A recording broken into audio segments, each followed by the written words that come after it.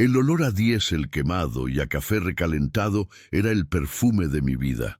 Llevaba 42 años pegado al volante de un tráiler, y mi Kenworth del 98, el Valiente, era más mi hogar que la casita que rentaba en las afueras de Torreón.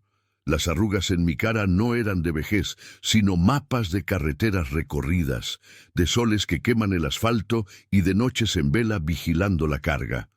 Me llamo Javier Morales, y para los colegas de la ruta, soy simplemente Javi. A mis 61 años, uno cree que ya lo ha visto todo. Crees que la carretera ya no tiene secretos para ti, que sus curvas, sus pendientes y sus silencios son tan predecibles como la salida del sol. Estaba muy equivocado. La carretera siempre se guarda una última sorpresa, una que te sacude hasta los cimientos y te hace cuestionar la misma tela de la realidad.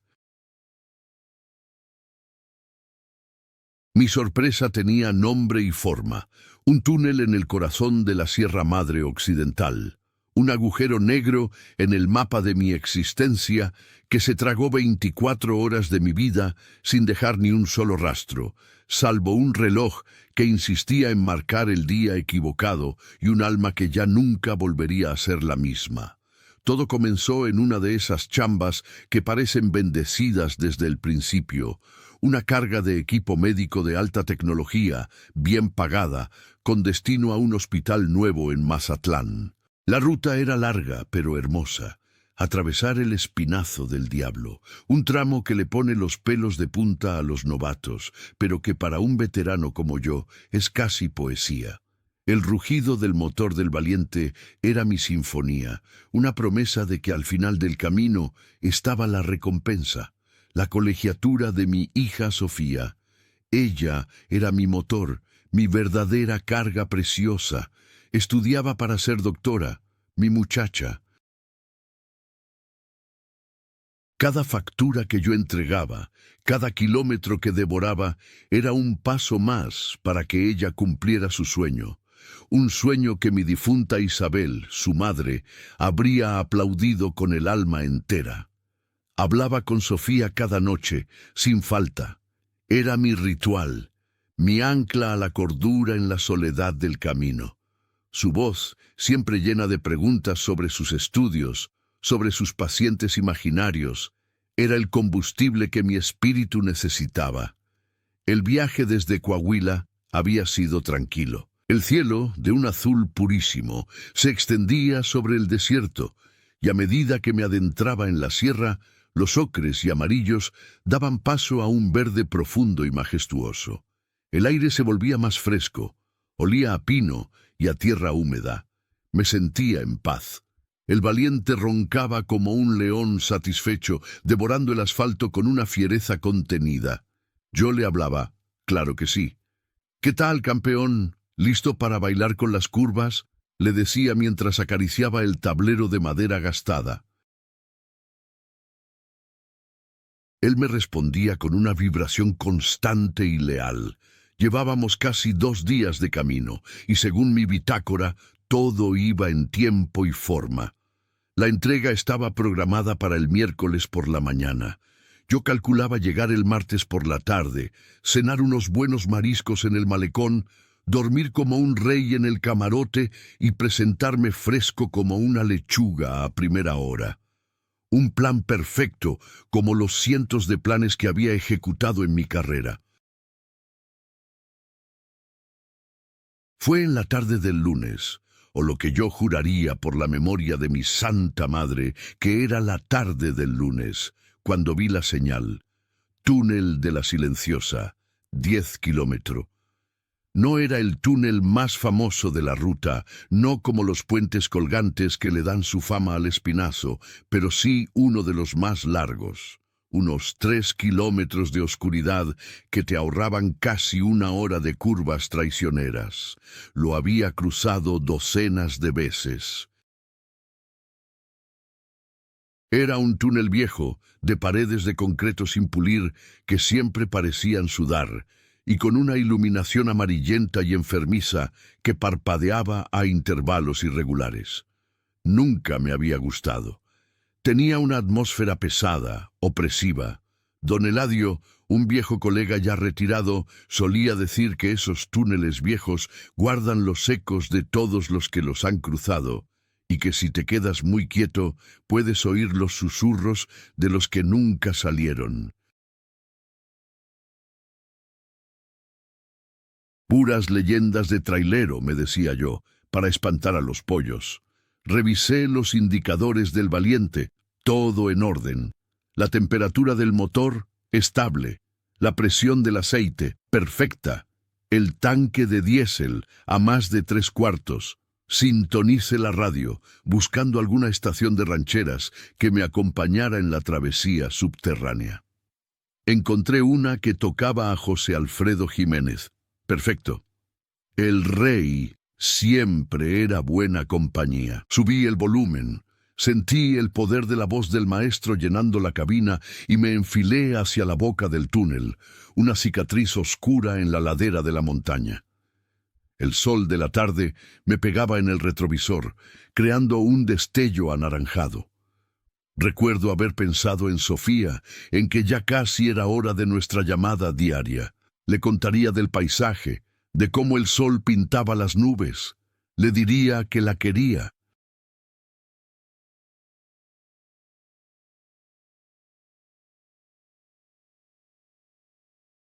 Con ese pensamiento, con la voz de José Alfredo a todo pulmón, entré en la oscuridad del túnel de la silenciosa. La luz del día fue cercenada de golpe, como si una puerta de plomo se hubiera cerrado detrás de mí. La temperatura bajó instantáneamente. El sonido del motor cambió. El rugido se convirtió en un eco profundo y resonante que me envolvía por completo. Las primeras luces amarillas pasaron sobre la cabina, rítmicas, hipnóticas, 1, 2, 3, todo normal. Pero entonces, a lo que calculé sería un tercio del camino, algo empezó a sentirse mal. La canción de José Alfredo se ahogó en un siseo de estática y luego murió por completo. Silencio. Un silencio que no era normal. No era la ausencia de ruido, era algo más denso, más pesado. Era un silencio que presionaba los tímpanos. Intenté cambiar de estación. Nada. Solo un zumbido bajo y persistente, casi inaudible, como el de un transformador a punto de estallar. Miré los indicadores del camión. La aguja de la temperatura había bajado ligeramente, lo cual era extraño. El motor seguía funcionando, pero el eco había desaparecido. Era como si el túnel se hubiera tragado el sonido. Ahora solo oía el zumbido sordo del motor dentro de la cabina, como si estuviera envuelto en algodón. Las luces amarillentas del techo comenzaron a parpadear más erráticamente, creando un efecto estroboscópico que me mareaba. Luego, una a una, empezaron a apagarse. Primero las del fondo, luego las de más adelante, hasta que solo quedaron las que estaban directamente sobre mí. Y entonces también se apagaron. Oscuridad total, absoluta. Una negrura tan profunda que no podía distinguir el tablero frente a mis narices. Mis propias luces, las del Valiente, seguían encendidas, proyectando 2 conos blancos y solitarios en la nada. Pero no iluminaban las paredes. No había reflejo. Era como si estuviera conduciendo hacia un vacío infinito. El asfalto debajo de mis ruedas era lo único real. El corazón se me desbocó. Esto no era normal. En 40 años jamás me había pasado algo así. Un apagón en un túnel, sí, claro. Pero esto era diferente. La sensación de opresión se intensificó. Sentí un frío que no era físico, un frío que me calaba los huesos y se anidaba en la boca del estómago. Mi primer instinto fue frenar, pero algo me lo impidió.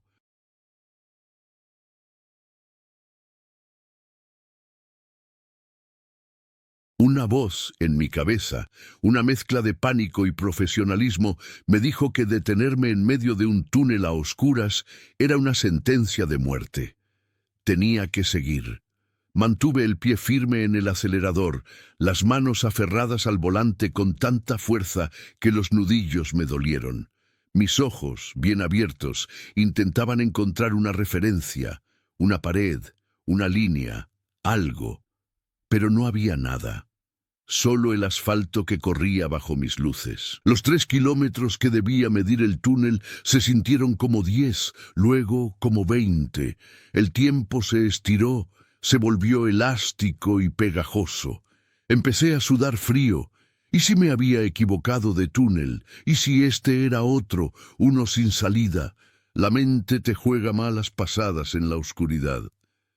Empecé a pensar en las historias de don Eladio. Ecos, susurros. Me pareció oír algo, un murmullo justo debajo del zumbido del motor. Sacudí la cabeza. Tranquilo, Javier, es la fatiga, es la oscuridad, me dije en voz alta, solo para romper ese silencio aplastante. Mi propia voz sonó extraña, ahogada. La angustia se convirtió en un nudo en mi garganta. Revisé mi reloj de pulso, un viejo Citizen que Isabel me había regalado en nuestro 10º aniversario. La luz de fondo iluminó la carátula. Marcaba las 6:15 p.m. Llevaba, según mis cálculos, casi media hora dentro del túnel. Imposible. A mi velocidad, debería haber salido en menos de 5 minutos. La sensación de irrealidad era abrumadora. Sentí como si estuviera conduciendo en un sueño, uno de esos donde corres y corres, pero nunca avanzas. Los conos de luz del Valiente seguían perforando una oscuridad que no tenía fin. No había curvas, solo una línea recta interminable. Empecé a rezar, un Padre Nuestro, luego un Ave María. Palabras que no había pronunciado en años salieron de mis labios de forma automática. Un bálsamo inútil contra un miedo que era demasiado grande, demasiado extraño. Y entonces, justo cuando sentí que iba a perder la razón, que me orillaría y apagaría el motor para esperar el fin, vi algo. Una mota de luz a lo lejos, pequeña como la cabeza de un alfiler, pero brillante. La salida. Un sollozo de alivio se me escapó del pecho. Apreté el acelerador, desesperado por alcanzar esa promesa de luz, por escapar de esa negrura devoradora.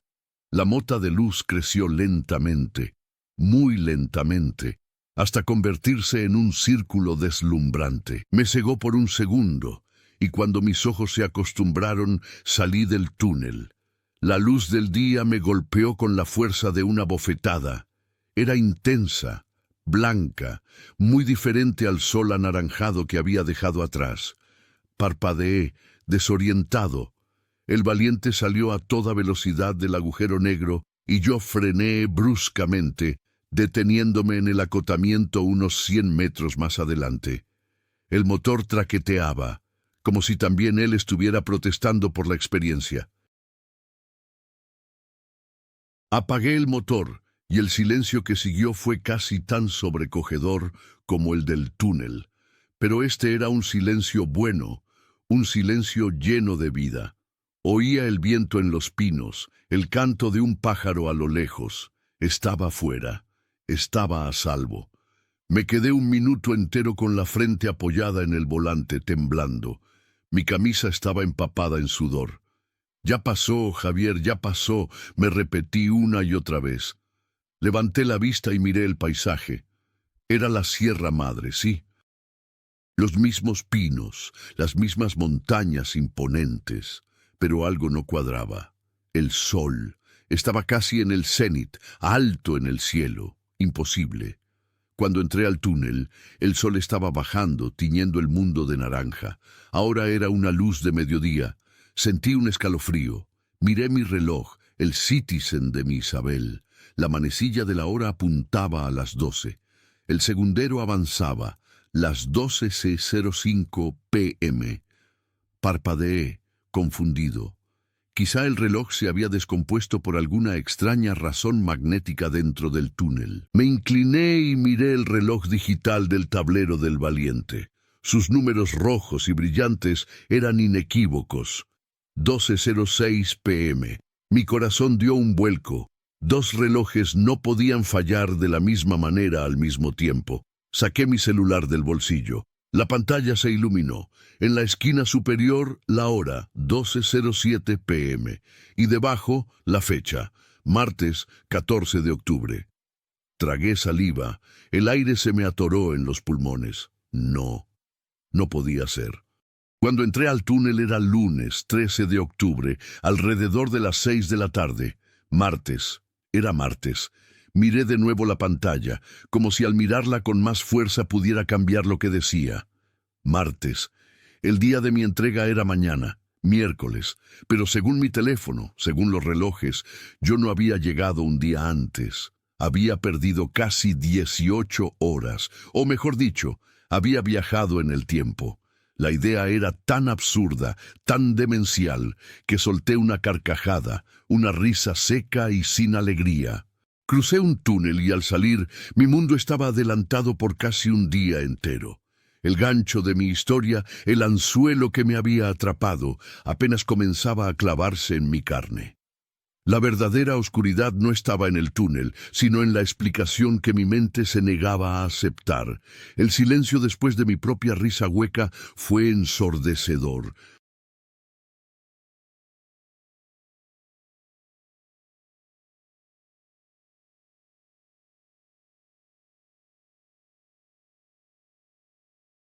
Me quedé sentado en la cabina del valiente, mirando por el parabrisas a un mundo que parecía idéntico al que había dejado, pero que ahora se sentía extrañamente ajeno, como una copia casi perfecta de un cuadro famoso. Los mismos pinos, las mismas montañas, el mismo cielo azul, pero todo teñido por el barniz de la imposibilidad. Mi primer impulso, el de cualquier hombre de razón enfrentado a lo irracional, fue buscar una explicación lógica. La mente humana es una máquina de encontrar patrones, de construir puentes de sentido sobre abismos de caos. Y mi mente, en ese momento, trabajaba a marchas forzadas, echando humo como un motor sobrecalentado. A ver, Javier, piensa.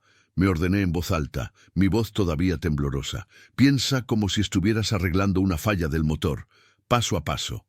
Primer paso, los instrumentos. Revisé los 3 relojes de nuevo. Mi Citizen de pulso, el digital del tablero y el del celular.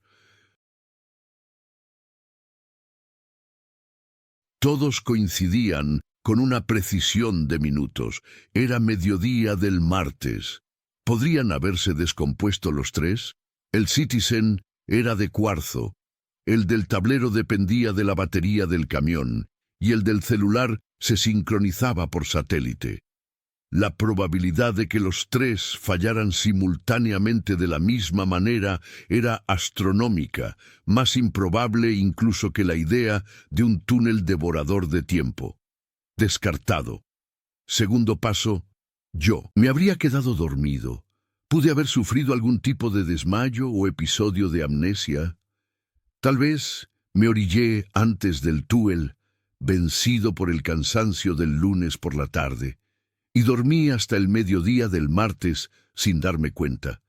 Era una posibilidad humillante que me haría parecer un principiante irresponsable, pero al menos era una explicación terrenal. Revisé mi cuerpo. No me sentía particularmente descansado. Al contrario, me sentía tenso, agotado, como si hubiera estado bajo un estrés extremo. Mi ropa era la misma de ayer. La taza de café a medio terminar en el portavasos estaba fría, pero no tenía el aspecto rancio de un café de casi un día. Estaba exactamente como la recordaba. Luego revisé la bitácora de viaje, un cuaderno de espiral con la cubierta de vinilo azul, donde anotaba cada parada, cada carga de combustible, cada descanso.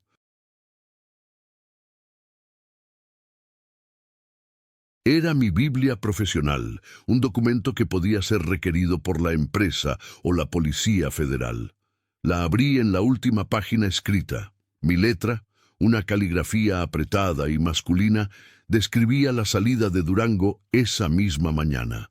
La mañana del lunes. La última entrada, escrita a las 5:45 p.m. del lunes, decía: aproximándome al túnel de la Silenciosa, todo en orden. ETA Mazatlán, martes por la tarde. La tinta estaba seca, la página impecable. No había ninguna anotación posterior. Si me hubiera quedado dormido, ¿no habría despertado y, confundido, anotado algo? O al menos, ¿no habría un espacio en blanco, una laguna? La continuidad de mi propia vida documentada estaba rota justo en la boca de ese maldito túnel. La hipótesis del sueño no se sostenía. No cuadraba con la evidencia física ni con mi estado mental. Entonces, ¿qué quedaba? La opción más aterradora de todas, que mi percepción era correcta, que entré al túnel el lunes por la tarde y salí el martes al mediodía, que de alguna manera, en esos 3 kilómetros de asfalto oscuro, el tiempo se había doblado sobre sí mismo y yo había sido expulsado casi un día en el futuro. La idea era veneno para la razón. Me hacía sentir como un loco, un charlatán. ¿Quién en su sano juicio creería una historia así? Me imaginé llamando a Ricardo Vargas, el jefe de logística de la compañía.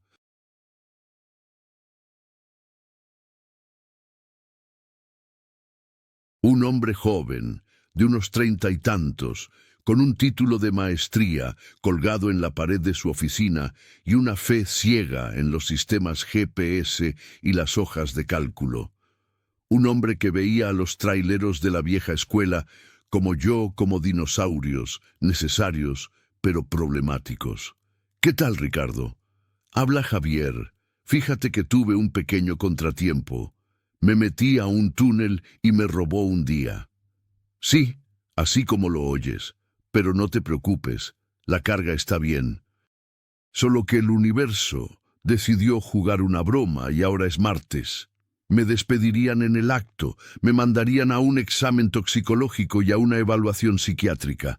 Mi reputación, construida a lo largo de 4 décadas de trabajo impecable, se haría polvo.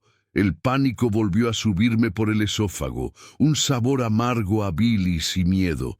La llamada a Sofía. Dios mío, la llamada a Sofía. No la había llamado anoche. Ella estaría preocupada, quizá histérica. Era nuestro pacto, nuestra regla de oro. No importaba dónde estuviera, no importaba qué tan cansado. La llamada de las buenas noches era sagrada. Ella habría llamado a mi celular una y otra vez. ¿Por qué no tenía llamadas perdidas? Revisé el registro de llamadas del teléfono. Nada. Ni una sola llamada perdida de Sofía, ni un mensaje de texto. Era como si la noche del lunes al martes simplemente no hubiera existido para mi teléfono. No había registro de su actividad.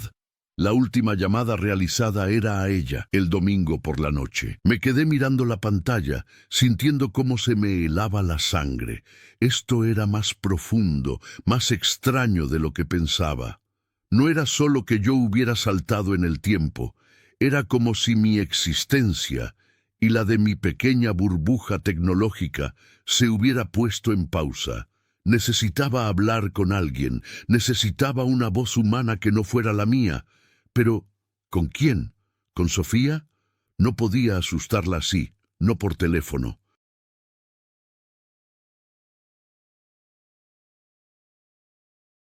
Pensaría que me había vuelto loco o que estaba sufriendo un derrame cerebral en medio de la nada. ¿Con Ricardo? Ya había descartado esa opción suicida. Entonces pensé en don Eladio, mi viejo amigo y mentor, retirado en un ranchito cerca de Fresnillo. Eladio había pasado 50 años en la carretera. Había visto de todo, desde tormentas que parecían el fin del mundo hasta accidentes que desafiaban la física. Y lo más importante, Eladio tenía la mente abierta. Creía en las leyendas de la carretera, en las energías de ciertos lugares. Él no me llamaría loco. Quizás se reiría, pero me escucharía. Sí, tenía que hablar con Eladio. Pero primero Tenía que hacer algo más. Tenía que enfrentar la nueva realidad de una manera práctica. Mi cerebro, entrenado en la lógica de la logística y la mecánica, finalmente tomó el control. Dejé a un lado el pánico existencial y me concentré en el problema inmediato. Ok, Javier, eres un profesional, tienes una carga y un destino. ¿Cuál es la situación actual? La situación era esta. Estaba a unas horas de Mazatlán. La carga, valiosísimo equipo médico, estaba intacta en el remolque sellado. Mi fecha de entrega era mañana, miércoles. Según el tiempo oficial, el del mundo exterior, yo seguía en tiempo. Podía llegar a Mazatlán esa misma tarde de martes, dormir y entregar la carga el miércoles por la mañana, como estaba planeado. Nadie en la compañía tenía por qué saberlo. Ricardo Vargas vería en su sistema GPS que el camión se detuvo por un largo periodo, pero podría inventar una excusa. Una falla mecánica que logré reparar, un bloqueo en la carretera, una tormenta local. Cualquier cosa era más creíble que la verdad. Podía simplemente tragarme la experiencia, enterrarla en el fondo de mi mente y seguir adelante. Fingir que nada había pasado.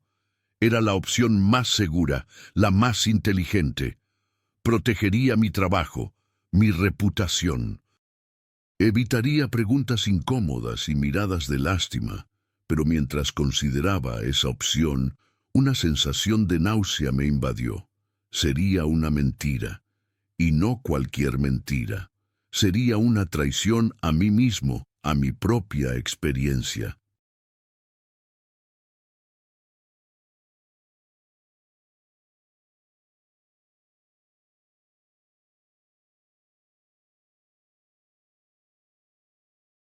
¿Cómo podría vivir sabiendo que había experimentado algo tan fundamentalmente anómalo y simplemente lo había barrido debajo de la alfombra por miedo? ¿Cómo podría mirar a mi hija a los ojos, animándola a ser valiente y honesta en su vida, si yo era un cobarde? El recuerdo de Isabel vino a mi mente. Ella siempre me decía, Javi, tu palabra y tu verdad son lo único que realmente posees. No las vendas barato. No, no podía mentir. Tenía que enfrentar esto sin importar las consecuencias. Esta decisión, tomada en la soledad de la sierra, fue un punto de inflexión. Fue el momento en que dejé de ser una víctima de las circunstancias y empecé a tomar las riendas de mi propia narrativa. Decidí seguir un plan de acción. Primero, documentar. Saqué de nuevo mi bitácora y con una mano que aún temblaba ligeramente, empecé a escribir. Anoté la fecha y la hora actuales, martes 14 de octubre, 12:30 p.m. Y luego, con el mayor detalle que pude recordar, describí todo lo que había sucedido desde que me aproximé al túnel. La canción en la radio, el fallo eléctrico, la oscuridad absoluta, la sensación de tiempo distendido, el silencio opresivo, la salida a una hora del día completamente diferente. Escribí todo, sin adornos, sin interpretaciones. Solo los hechos como yo los había percibido. Llené 2 páginas enteras. Cuando terminé, me sentí un poco mejor. Poner las palabras en el papel lo hacía un poco más real y un poco más manejable. Segundo, llamar a la compañía. No para contarles la historia completa, todavía no, pero sí para establecer un registro. Tenía que informar mi posición y mi estado.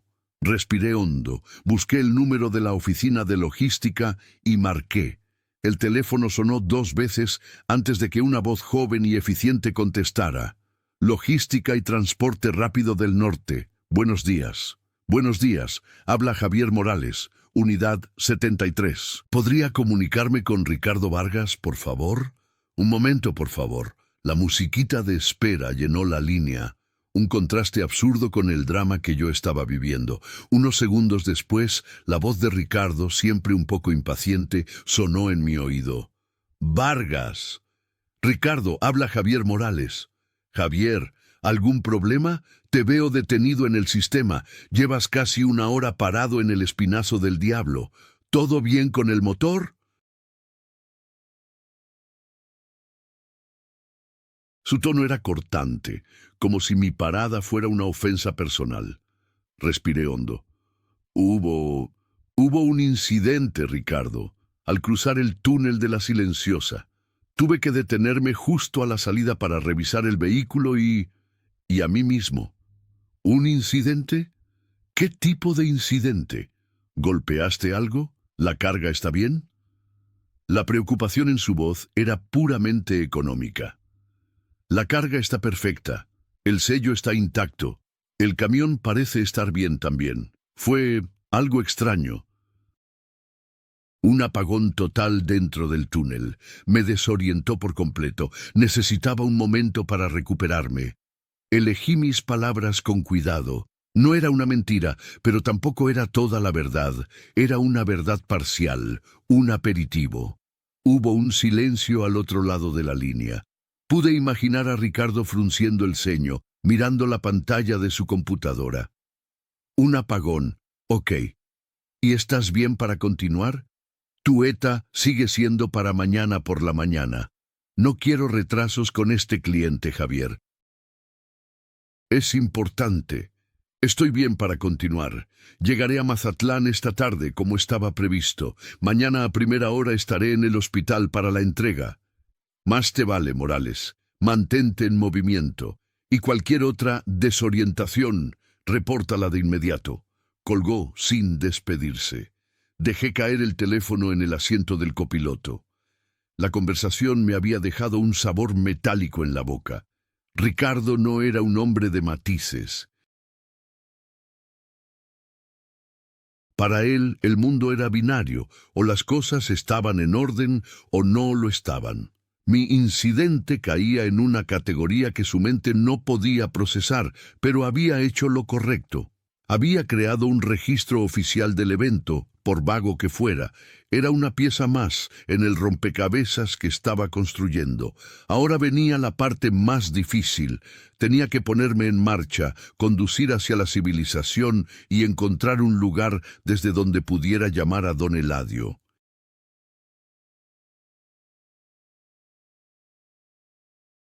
Y mientras conducía, tendría que pensar en cómo le iba a contar a mi hija que había faltado a mi promesa y por qué.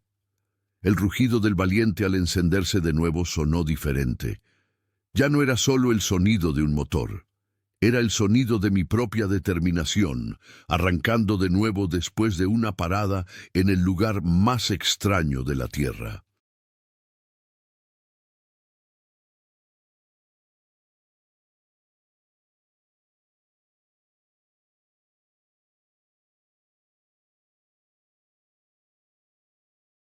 El trayecto desde el acotamiento donde la realidad se me había torcido hasta el primer poblado, con un nombre en el mapa, San Prudencio, fue el más largo y silencioso de mi vida.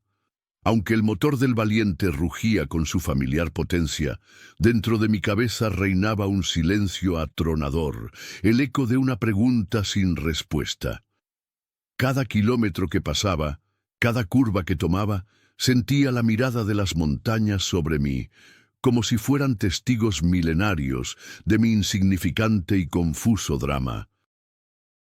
El sol del mediodía, ahora mi enemigo, el reloj implacable que confirmaba mi locura, golpeaba el asfalto y lo hacía brillar, creando espejismos de agua en la distancia.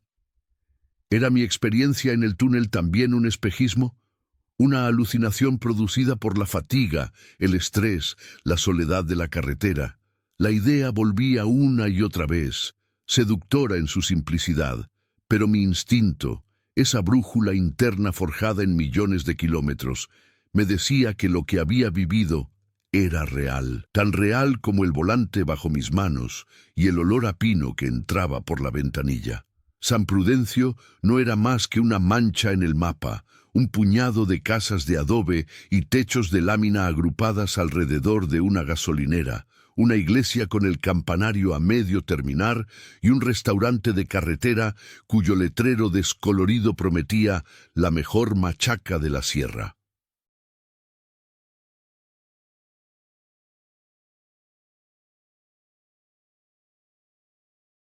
Era el tipo de lugar que los viajeros suelen pasar de largo sin una segunda mirada, pero para mí, en ese momento, era un oasis de normalidad, un ancla en el mar embravecido de mi confusión. Estacioné al valiente en el amplio acotamiento de tierra frente al restaurante, el polvo levantándose en una nube rojiza que tardó en asentarse. Apagué el motor y me quedé quieto, observando. Un perro flaco dormitaba a la sombra de un mezquite.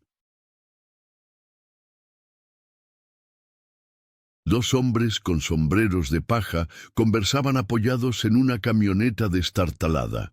Un niño perseguía una gallina en un patio cercado. Era una escena de una cotidianidad aplastante, y nunca en mi vida me había sentido tan agradecido por ella.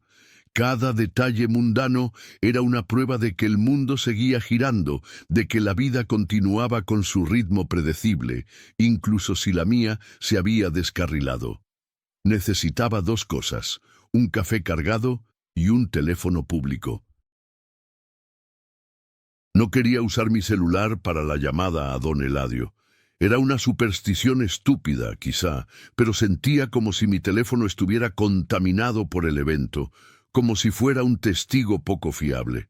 Necesitaba la solidez de un teléfono fijo, algo anclado al suelo. Entré al restaurante. El interior era oscuro y fresco, olía a cebolla frita y a café de olla. Un ventilador de techo giraba perezosamente, moviendo el aire pesado.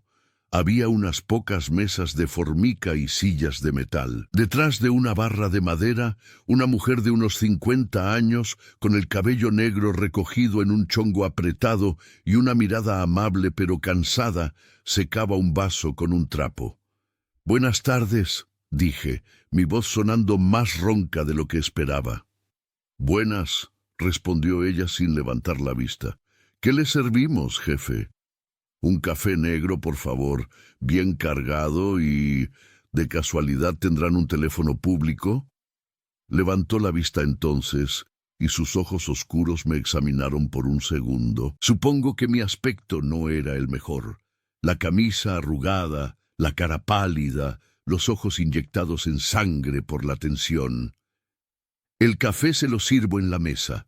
El teléfono está allá afuera, junto a la puerta del baño. Funciona con tarjetas, pero a veces se traga las monedas. Si quiere, le vendo una tarjeta». «Se lo agradecería mucho». Me senté en una mesa junto a la ventana, desde donde podía ver al valiente, mi fortaleza de acero aparcada bajo el sol inclemente. La mujer, cuyo nombre, según un pequeño gafete prendido en su blusa, era Elena, me trajo una taza de peltre humeante. El café era amargo y fuerte, justo lo que necesitaba. Mientras sorbía el líquido oscuro, mis ojos se posaron en un periódico doblado sobre una mesa vecina. Era El Sol de Durango. Con el corazón en un puño, me levanté y lo tomé. La fecha, impresa en letras grandes y negras en la parte superior, gritaba en silencio: martes 14 de octubre. Sentí un mareo, una oleada de náuseas. Tuve que apoyarme en la mesa. Era real.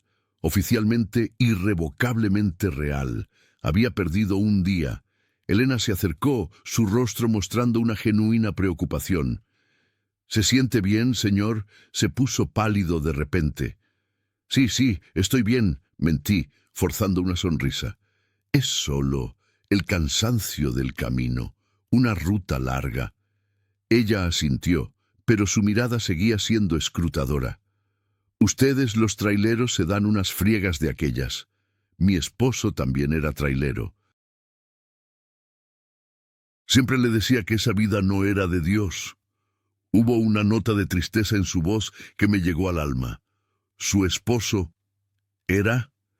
falleció hace 5 años. Un accidente en La Rumorosa. Se quedó dormido al volante. Dejó la frase flotando en el aire entre nosotros. Entendí su preocupación. Ella veía en mí un reflejo de su propia historia, un hombre cansado al borde del abismo. Lamento mucho oír eso, dije con sinceridad. Yo no me quedé dormido, fue otra cosa. La necesidad de contárselo a alguien, a una extraña comprensiva, era casi abrumadora. Pero me contuve. ¿Qué ganaría con asustarla o hacer que pensara que estaba loco? Cuídese mucho, jefe, dijo ella suavemente antes de volver a la barra. La carretera cobra facturas muy altas. Sus palabras resonaron en mí. La carretera cobra facturas muy altas.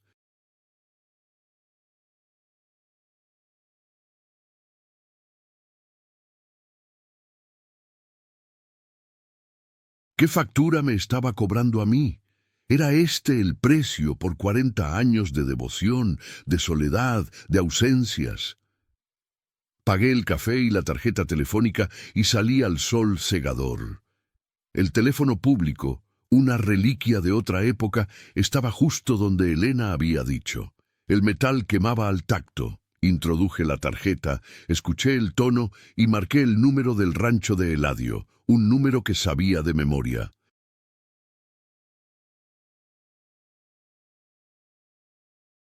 Sonó 4 veces, y justo cuando pensaba que no contestaría, escuché su voz, un carraspeo seguido de un «Bueno». «Eladio, soy yo, Javier». «Javi, sinvergüenza, qué milagro». «¿No deberías estar ya oliendo la marecía de Mazatlán?» Su voz era un estruendo, siempre llena de una energía que desmentía sus 70 y tantos años. «¿Debería, Eladio?» «Debería, pero estoy parado en un pueblo llamado San Prudencio. Necesito hablar contigo. Algo me pasó». El tono de Eladio cambió de inmediato. Años de amistad le permitían detectar el más mínimo matiz de angustia en mi voz. «¿Estás bien? ¿El camión? ¿Tuviste un accidente?» «No, nada de eso. Estoy bien. El camión está bien. Es algo difícil de explicar por teléfono. Es algo que creo que solo tú podrías entender, o al menos no llamarme loco al instante». Hubo un silencio en la línea, y pude imaginarlo al otro lado, en el porche de su casa, frunciendo el ceño bajo su sombrero de ranchero. «A ver, suéltalo, mijo. Sabes que puedes contarme lo que sea. ¿Es de faldas el problema? ¿O de billetes? Ojalá fuera tan simple, viejo. Ojalá». Respiré hondo. «Eladio, ¿tú crees en cosas raras en la carretera? No hablo de la Llorona o de fantasmas. Hablo de cosas con el tiempo». Otro silencio, más largo esta vez. «El tiempo es lo único que tenemos, Javier, y la carretera es una vieja mañosa que a veces juega con él. ¿A qué te refieres exactamente?» Y entonces se lo conté todo, con la voz entrecortada al principio, luego con una fluidez desesperada, le narré la historia del túnel de la Silenciosa, el fallo de la radio, la oscuridad devoradora, la sensación de un viaje interminable y la salida a un mundo que se había adelantado casi un día. Le conté de los relojes, del periódico, de mi llamada tensa con Ricardo Vargas. Hablé sin parar durante casi 10 minutos, vaciando toda la angustia y la incredulidad que llevaba dentro. Cuando terminé me quedé en silencio, jadeando, esperando su veredicto, esperando la risa, el escepticismo, el «ya estás chocheando, Javi». Pero lo que vino fue una larga y pensativa exhalación. «El túnel de la Silenciosa», dijo Eladio, casi para sí mismo. «Ese cabrón siempre tuvo mala fama. Mi abuelo, que era arriero antes de que hubiera carreteras, decía que por esa cañada no pasaba ni el diablo, que era un lugar donde el tiempo se adelgaza». Mi corazón dio un brinco. «¿Hablas en serio?» «Tan en serio como que el sol sale por el este. Son historias viejas, leyendas que los ingenieros de la ciudad ignoran. Se dice que hay lugares en el mundo, puntos débiles, donde el tejido de lo que llamamos realidad es más fino. Grietas, y a veces uno tiene la mala suerte de pasar por una.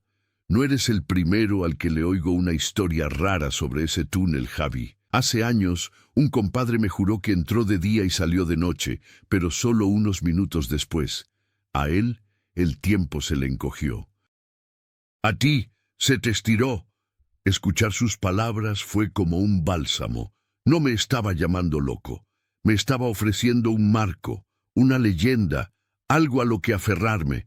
Entonces, ¿tú me crees? Yo creo que algo te pasó, mijo. Algo que tu mente y tu corazón te dicen que es verdad, y eso es lo único que importa. La pregunta no es ¿qué pasó? La pregunta es ¿qué vas a hacer ahora? Esa pregunta me golpeó con la fuerza de un martillo. Era la misma que yo me había estado haciendo. ¿Qué puedo hacer, Eladio? Si le cuento esto a la empresa me corren. Si se lo cuento a mi hija la voy a matar de un susto. La verdad tiene un precio, Javier. Siempre lo ha tenido. Puedes guardártela y dejar que te envenene por dentro, o puedes ponerla sobre la mesa y lidiar con las consecuencias. Eres un hombre hecho y derecho, no un mocoso asustado. Piensa, ¿qué te decía siempre tu Isabel sobre la honestidad? Eladio, sin saberlo, había tocado la misma fibra que mi propia conciencia, que es lo único que realmente tenemos. Ahí está tu respuesta, cabrón. No te estoy diciendo que llegues a la oficina gritando que te abdujeron los extraterrestres. Te estoy diciendo que seas fiel a tu experiencia. Documenta todo, como ya empezaste a hacer. Habla con tu hija con calma. Ella es una mujer inteligente, casi una doctora. Te quiere, te escuchará y enfrenta a tus patrones con la cabeza en alto. Un hombre de tu experiencia, con tu historial. Vales más que un incidente extraño que ellos no pueden entender. Tu valor no está en su sistema GPS, está en tu carácter. La voz de Eladio era firme, llena de la sabiduría de quien ha vivido mucho y ha aprendido a distinguir lo importante de lo trivial. Sus palabras no resolvían mi problema, pero me daban algo mucho más valioso, una estrategia, un camino a seguir. Me estaba recordando quién era yo. No era solo un trailero, era Javier Morales, un hombre que había criado a una hija, que había amado a una esposa, que había cumplido con su deber por 40 años. Mi identidad era más fuerte que un túnel anómalo. Gracias, Eladio. De verdad, gracias. Necesitaba oír esto. Para eso estamos los amigos, para darnos un empujón cuando el camión se queda atascado en el lodo. Ahora, hazme un favor. Come algo caliente, descansa una hora y luego sigue tu camino, pero conduce con cuidado. Y llámame cuando llegues a Mazatlán. Lo haré. Te debo una grande, viejo. No me debes nada. Solo mantente entero y ni se te ocurra volver a pasar por ese maldito túnel. ¿Me oíste? Fuerte y claro, dije, y por primera vez en lo que pareció una eternidad, una sonrisa genuina se dibujó en mi rostro. Colgué el teléfono sintiéndome como un hombre nuevo. El miedo no se había ido, pero ahora estaba acompañado de algo más. Resolución. Volví a entrar al restaurante de Elena. El olor a comida casera ya no me parecía opresivo, sino reconfortante. ¿Me da un plato de esa machaca que anuncian afuera?, le pregunté. Y otro café, por favor. Ella sonrió, una sonrisa pequeña pero real. Claro que sí, jefe. Ahorita sale. Mientras comía la machaca, que en efecto era la mejor de la sierra, saqué mi bitácora de nuevo. Debajo de mi detallado relato del incidente, escribí un nuevo encabezado. Plan de acción. La conversación con Eladio había sido como una sesión con un estratega militar. Me había dado claridad. Me había recordado los principios que siempre me habían guiado. Los mismos que leía en los libros de Napoleon Hill que Isabel me regalaba, libros sobre el poder del pensamiento y la definición de un propósito. Mi propósito era mi hija y mi integridad. El túnel no iba a arrebatármelos. La adversidad, decía Hill, siempre lleva la semilla de un beneficio equivalente. Aún no podía ver el beneficio, pero por primera vez empecé a creer que podría existir. La charla con Eladio había sido un catalizador. Había transformado mi pánico paralizante en una energía enfocada. Mientras terminaba mi plato de machaca en el restaurante de San Prudencio, sentí un cambio fundamental en mi interior. Ya no era un náufrago a la deriva en un océano de irracionalidad. Era un capitán que, aunque golpeado por una tormenta anómala, estaba de nuevo al timón de su barco, trazando un nuevo rumbo en un mapa desconocido.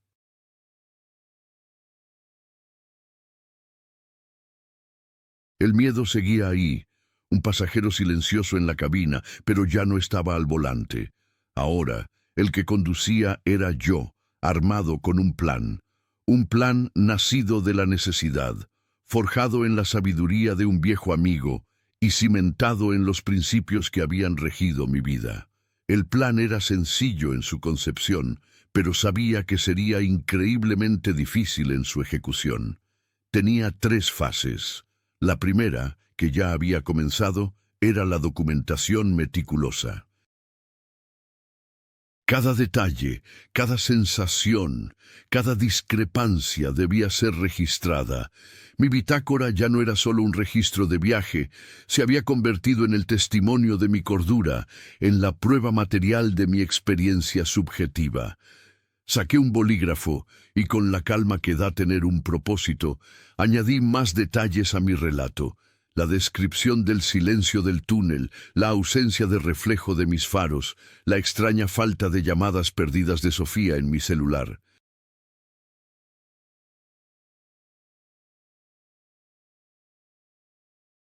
Cada dato era un ladrillo más en el muro que estaba construyendo para defenderme de las acusaciones de locura o negligencia. La segunda fase era la más delicada y la que más me aterraba. La comunicación.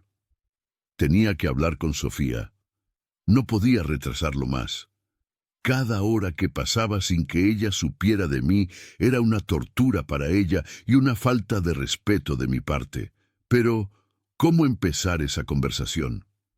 Hola, mija, ¿cómo estás? Yo bien, solo que viajé en el tiempo. Imposible. Tenía que ser estratégico. Tenía que ser, como diría Napoleon Hill, un maestro de la persuasión, aplicando la psicología a la persona más importante de mi vida. Decidí que no le soltaría la historia completa de golpe. Empezaría por el hecho verificable. Había tenido un incidente, me sentía desorientado y por alguna razón que aún no entendía, mi teléfono no había funcionado durante la noche.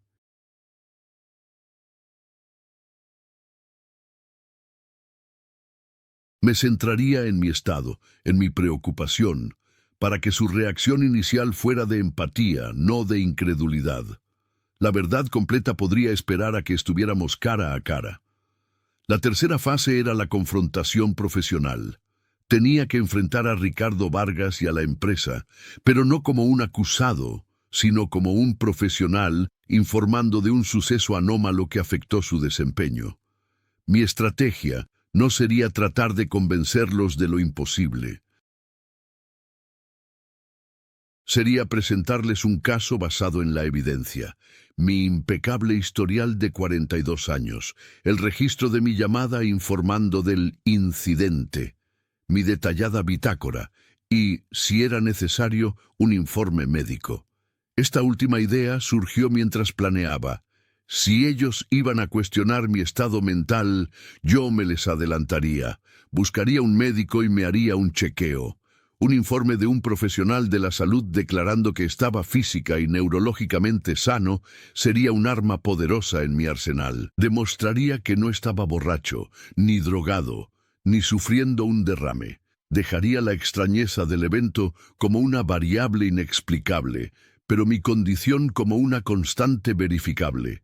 Con este plan en mente, me sentí dueño de la situación. Pagué mi cuenta. Le di las gracias a Elena por la comida y la amabilidad y volví al Valiente. El sol ya no parecía tan hostil. Ahora era simplemente parte del paisaje. Antes de arrancar, tomé el celular. Era la hora de la llamada más difícil. Marqué el número de Sofía. Mi corazón latía con fuerza, un tambor en la caja torácica. Sonó 1, 2, 3 veces, y luego su voz, llena de una ansiedad que me partió el alma. «Papá, por Dios, papá, ¿dónde estabas? Te he estado llamando como loca». Su voz no era de enojo, era de pánico puro, y entonces entendí. Mi celular no registraba sus llamadas, pero eso no significaba que ella no las hubiera hecho. La anomalía era unidireccional. El túnel me había aislado a mí, no al resto del mundo. «Mija, mi amor, tranquila, estoy bien, estoy perfectamente bien», dije tratando de que mi voz sonara lo más calmada posible. «¿Cómo que estás bien? ¿No me llamaste anoche?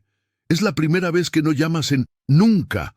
Llamé a tu teléfono y me mandaba directo a buzón como si estuviera apagado. Llamé a la compañía esta mañana y un hombre muy grosero me dijo que estabas trabajando y que no te molestara. Pensé que te había pasado algo. Estaba a punto de llamar a la Policía Federal». Sentí una punzada de culpa tan aguda que me dobló. Mi problema personal le había causado este nivel de angustia. «Perdóname, mi vida. Tienes toda la razón de estar así. Perdóname. Tuve un problema con el camión y con el teléfono. En una zona sin nada de señal. Fue complicado».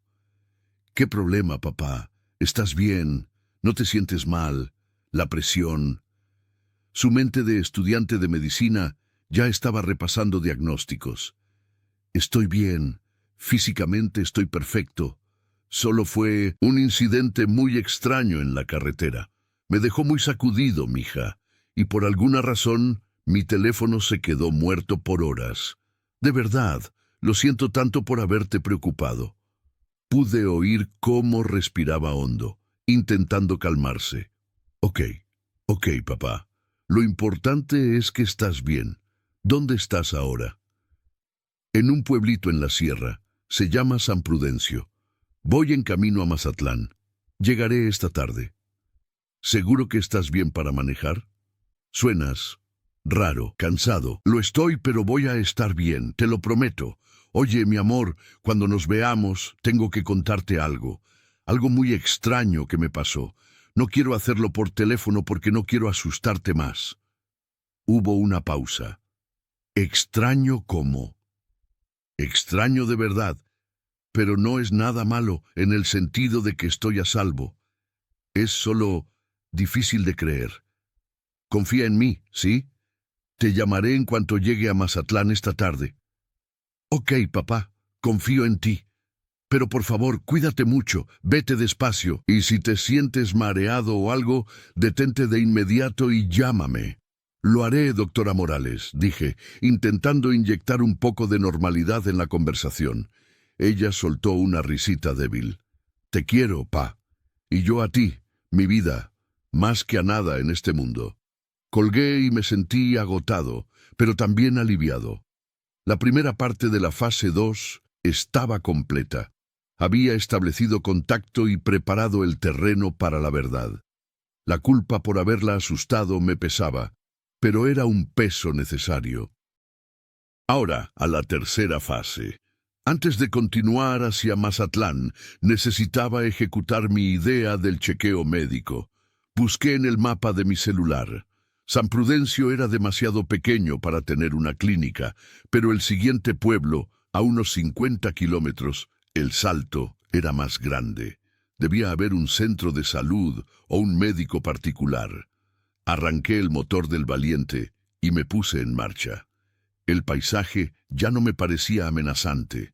Ahora lo veía con ojos de estratega, calculando distancias y tiempos. La carretera se había convertido de nuevo en mi espacio de trabajo, un tablero de ajedrez donde yo movía mis piezas. Llegué a El Salto 1 hora después. Era un pueblo maderero, con el olor a aserrín flotando en el aire. Pregunté en una farmacia y me indicaron el consultorio del doctor Mateo Iglesias, un médico general que atendía en una pequeña casa adaptada cerca de la plaza principal. Estacioné el camión, sintiéndome extrañamente fuera de lugar al caminar por las calles del pueblo con mis botas de trabajo y mi camisa de franela. El consultorio era modesto, con una pequeña sala de espera donde una señora y su hijo esperaban en silencio. La recepcionista, una joven amable, me dijo que el doctor podría atenderme en una media hora. Esperé, repasando mentalmente lo que le diría al doctor. No le contaría la historia del túnel. Eso sería contraproducente. Me enfocaría en los síntomas. Un episodio de severa desorientación, confusión y una aparente pérdida de la noción del tiempo. Lo presentaría como una preocupación genuina por mi salud, un posible efecto de la fatiga crónica. Finalmente, la recepcionista me llamó. «El señor Morales, pase, por favor». El doctor Mateo Iglesias era un hombre de mi edad, con el pelo cano, gafas de montura fina y una expresión de serena inteligencia. Me estrechó la mano con firmeza y me invitó a sentarme. «Dígame, señor Morales, ¿en qué puedo ayudarlo? La señorita de la farmacia me dijo que es usted trailero y que tuvo un percance». «Así es, doctor, y gracias por recibirme sin cita. Mire, estoy preocupado. Hoy temprano tuve un episodio muy extraño. Estaba conduciendo y de repente me sentí completamente perdido, desorientado, confundido sobre la hora, el día. Fue como si mi cerebro se hubiera apagado y encendido de nuevo. Duró un buen rato y me dejó muy asustado. Con mi trabajo no puedo permitirme algo así. Temo que pueda ser algo neurológico, un aviso de un derrame, o quizá el inicio de algo peor, demencia, no sé. Expuse mi caso con calma, observando su reacción. Él escuchaba atentamente, asintiendo de vez en cuando, sin interrumpirme. Su actitud profesional era reconfortante. Cuando terminé, se quedó pensativo por un momento. «Entiendo su preocupación, señor Morales. Lo que describe podría corresponder a varias cosas. La fatiga extrema en conductores de larga distancia a veces puede provocar episodios de microsueño o incluso algo llamado Transient Global Amnesia, una pérdida temporal y repentina de la memoria que no tiene una causa clara y que generalmente se resuelve por sí sola. Pero dado su trabajo y su edad, es prudente descartar causas más serias». Se levantó. «Vamos a hacer un chequeo básico».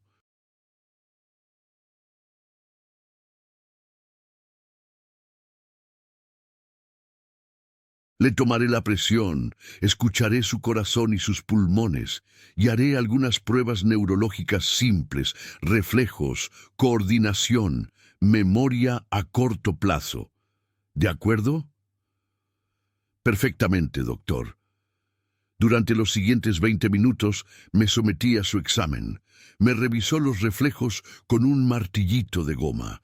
Me hizo seguir su dedo con la mirada. Me pidió que caminara en línea recta y que repitiera una serie de palabras. Respondió a todas sus preguntas con claridad. Al final, se sentó de nuevo en su escritorio y anotó en mi expediente.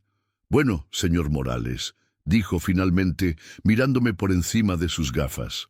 «Su presión arterial está un poco elevada, pero dentro de los límites para alguien bajo estrés. Su corazón y pulmones suenan bien, y en las pruebas neurológicas usted está perfecto.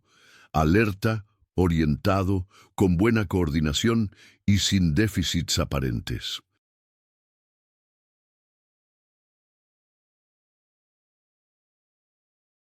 Basado en este examen, no veo ningún signo clínico de un evento cerebrovascular agudo o de un proceso degenerativo evidente. Sentí una ola de alivio. Entonces, ¿qué cree que fue? Es difícil decirlo sin estudios más avanzados como una resonancia magnética. Podría haber sido, como le dije, un episodio de amnesia transitoria, probablemente provocado por el estrés y la fatiga acumulada. Su mente, por así decirlo, se tomó un descanso forzoso. Mi recomendación sería, primero, que intente descansar más. Segundo, que vea a su médico de cabecera en cuanto pueda para un chequeo más exhaustivo y para controlar esa presión arterial. Y tercero, si un episodio así se repite, debe buscar atención de emergencia de inmediato. Entiendo, doctor. ¿Podría darme algún tipo de informe o nota de lo que encontró para mi empresa, solo para demostrar que me revisé y que estoy apto para continuar mi viaje? Por supuesto, dijo sin dudar. Tomó un recetario, le puso su sello y comenzó a escribir. Pondré que el paciente fue evaluado por un episodio de desorientación, que el examen físico y neurológico básico no muestra anormalidades y que se le considera, desde un punto de vista clínico, apto para continuar con sus labores con la recomendación de un seguimiento médico posterior. Me entregó el papel. Era mi escudo, mi prueba. Doctor, no sabe cuánto se lo agradezco. Es mi trabajo, señor Morales. Cuídese mucho en esa carretera. Salí del consultorio sintiéndome 10 kilos más ligero. Tenía mi plan, tenía mi coartada médica y tenía la tranquilidad de que, al menos por ahora, mi cerebro no se estaba desmoronando. La factura del túnel seguía sin pagarse, pero ahora sentía que tenía el dinero en el bolsillo para cuando llegara el momento de la verdad. El valiente me esperaba, listo para el último tramo del viaje hacia Mazatlán, hacia la confrontación final.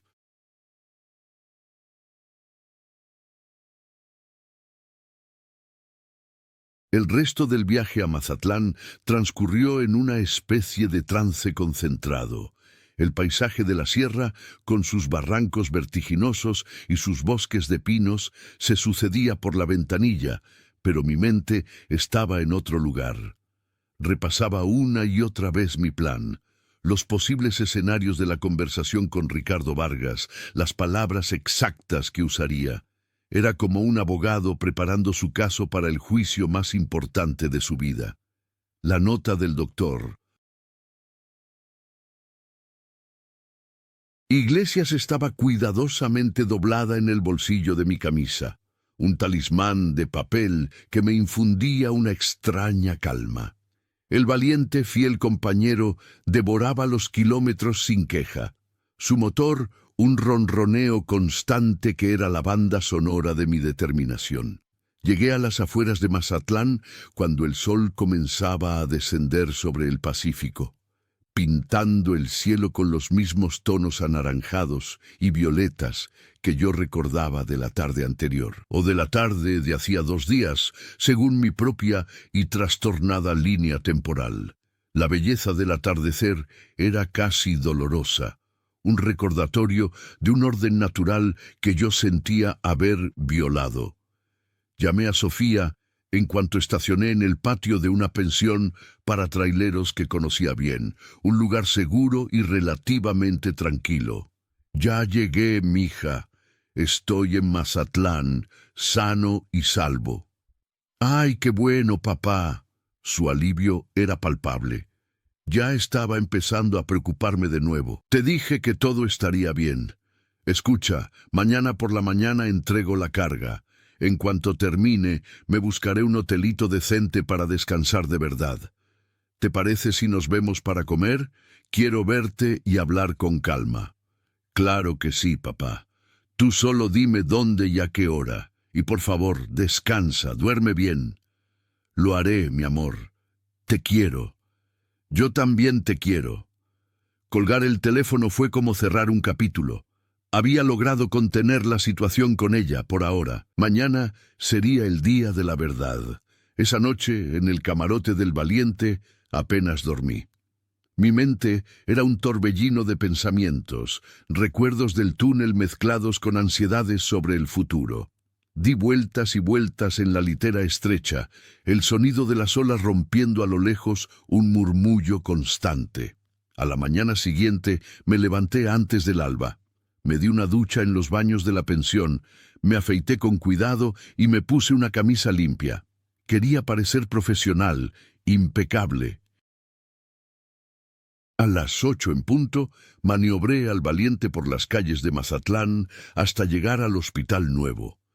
Era un edificio moderno, impresionante, un símbolo de progreso. Y yo llevaba en mi remolque una parte vital de ese progreso. Me registré en la garita de seguridad y me indicaron el muelle de descarga. El personal del hospital fue eficiente y profesional. Rompieron el sello, verificaron la mercancía contra la orden de compra y comenzaron la descarga. Todo transcurrió sin problemas. A las 10 de la mañana, tenía en mis manos la prueba de entrega firmada y sellada. Misión cumplida. Al menos la parte fácil. Ahora venía la confrontación. Respiré hondo y marqué el número de Ricardo Vargas. Vargas. Ricardo, Javier Morales.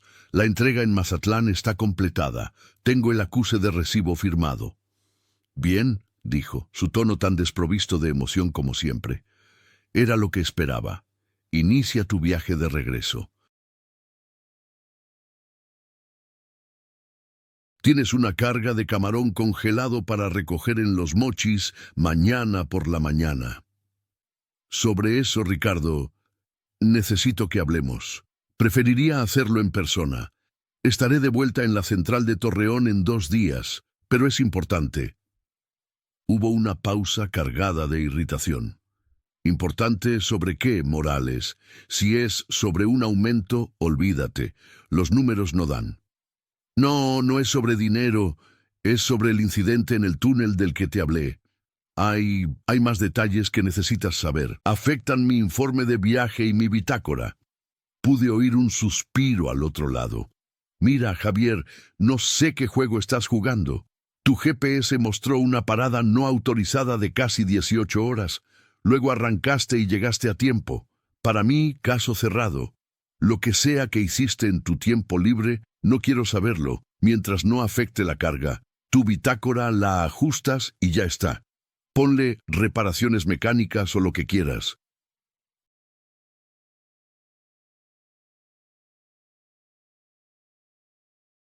Su displicencia, su invitación a falsificar un documento oficial, fue la chispa que encendió mi indignación. Todo el miedo que había sentido se transformó en una rabia fría y decidida. No, Ricardo, no voy a ajustar nada, no voy a falsificar mi bitácora. Lo que pasó fue real y debe ser registrado como tal. Y esa parada no autorizada, como la llamas, no fue tiempo libre. Fue el centro del incidente. Estaré en tu oficina el viernes por la mañana. Espero que me concedas 1 hora de tu tiempo. Como el empleado con más antigüedad de esta empresa, creo que me lo he ganado. Mi tono, firme y sin un ápice de súplica, pareció descolocarlo. Hubo otro silencio, esta vez más largo. Viernes a las 10, en mi oficina. Y más te vale que tengas una buena explicación, Morales, porque mi paciencia tiene un límite. Colgó.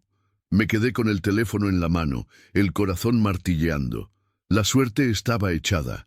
Había cruzado el Rubicón. Ahora solo quedaba marchar hacia Roma. Los siguientes 2 días fueron un limbo. Rechacé la carga de camarón, informando a logística que necesitaba atender un asunto personal urgente en Torreón, una decisión que sabía que enfurecería aún más a Vargas. Conduje de regreso por la misma ruta, pero al llegar a la desviación hacia el túnel de la Silenciosa, sentí un escalofrío. Sin dudarlo, seguí por la carretera vieja, la que serpenteaba por la montaña. Añadiría 2 horas a mi viaje, pero no me importaba. Nunca más volvería a entrar en esa oscuridad.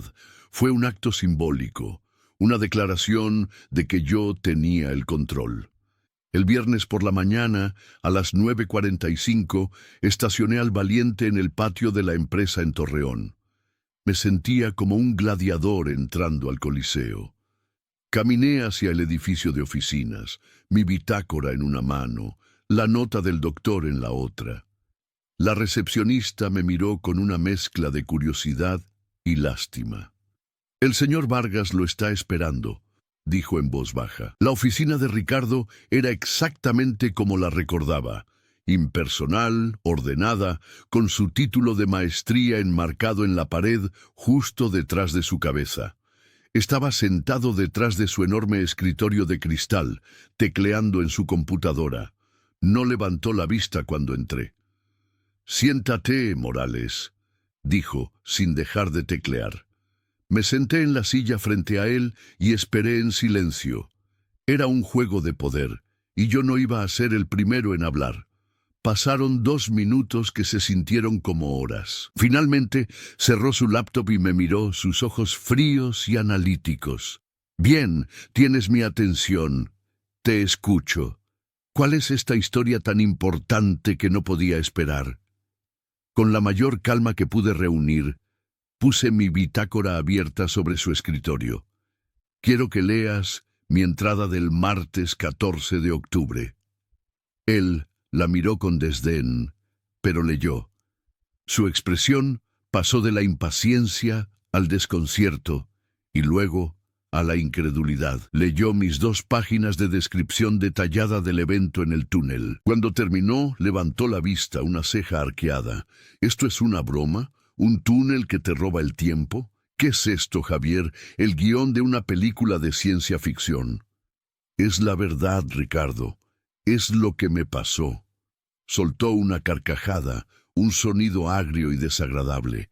«¿La verdad? ¿O es que te quedaste dormido en un motel con alguna mujerzuela y ahora necesitas una excusa fantástica para cubrir tus huellas?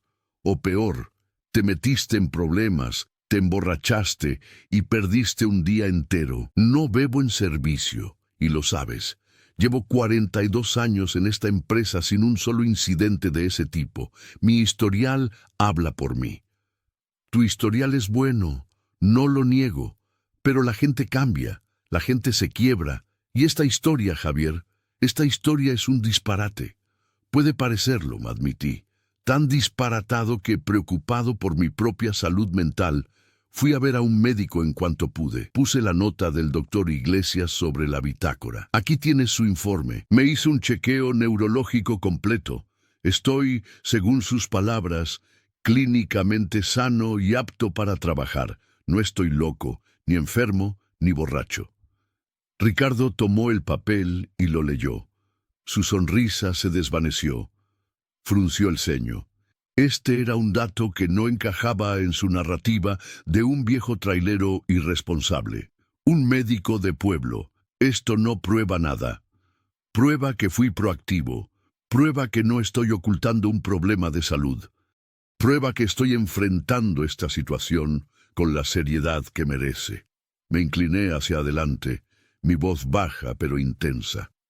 «Ricardo, no te estoy pidiendo que creas en portales dimensionales o en anomalías temporales. Te estoy pidiendo que me creas a mí, a Javier Morales, tu empleado. Te estoy presentando los hechos como los viví y te estoy diciendo que no voy a mentir en un documento federal como es mi bitácora para hacerte la vida más fácil. Mi integridad no está a la venta». Ricardo se recostó en su silla, tamborileando con los dedos sobre el cristal. Me estudió durante un largo rato. Vi la lucha en sus ojos. Por un lado, la lógica de su mundo de hojas de cálculo y GPS. Por otro, el hombre que tenía delante. Un empleado modelo con una historia increíble, pero con pruebas que la respaldaban parcialmente. Finalmente, suspiró. Una exhalación de pura frustración.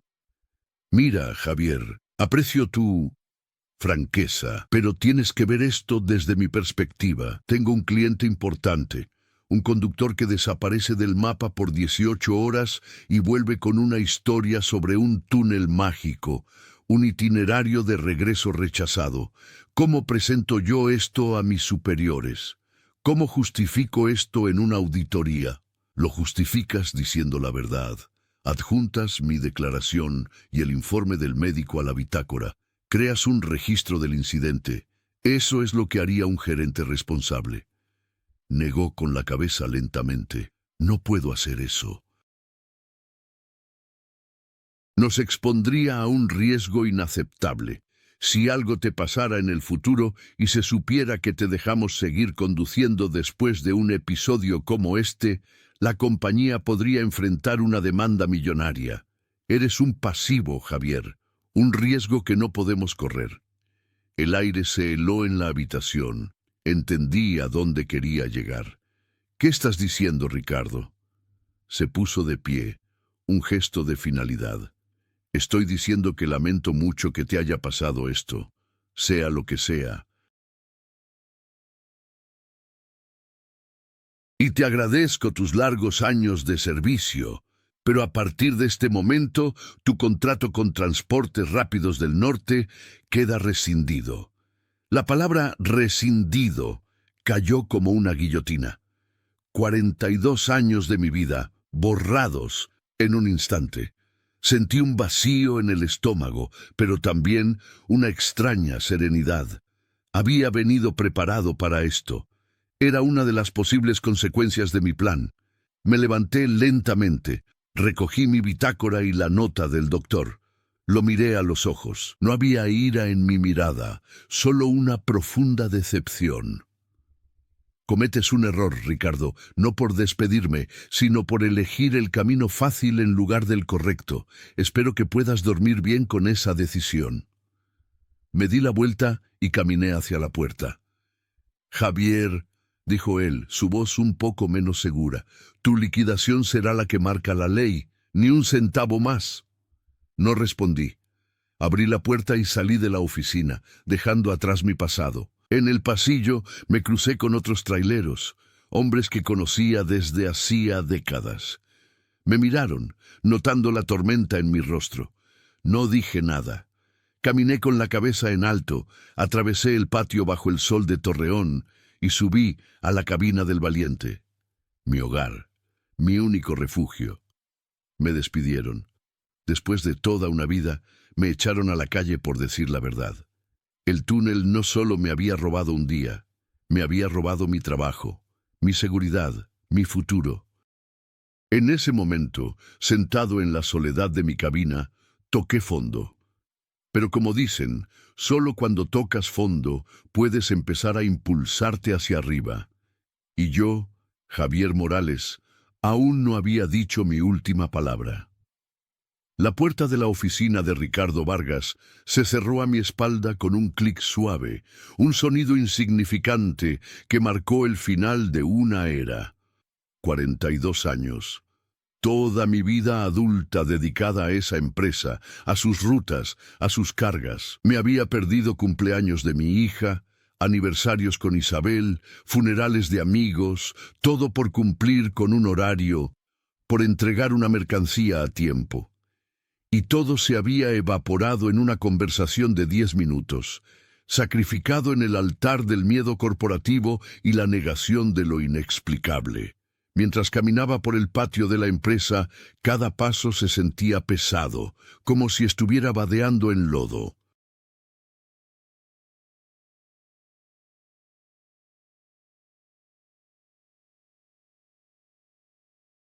Los rostros familiares de mis colegas me miraban con una mezcla de interrogación y compasión. La noticia, sin duda, se esparciría como la pólvora. A Javi Morales, el viejo Javi, lo corrieron. Las especulaciones comenzarían. ¿Se robó algo? ¿Chocó?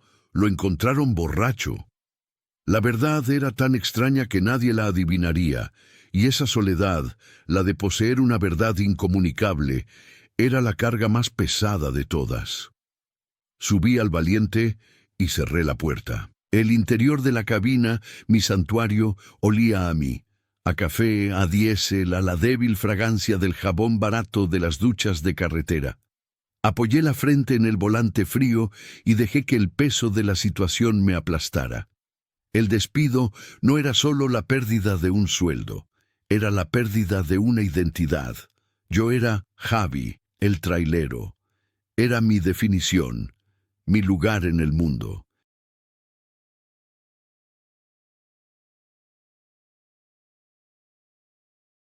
Sin mi camión, sin mis rutas, ¿quién era yo? Un viejo de 61 años, con una hija en la universidad y sin prospectos de trabajo.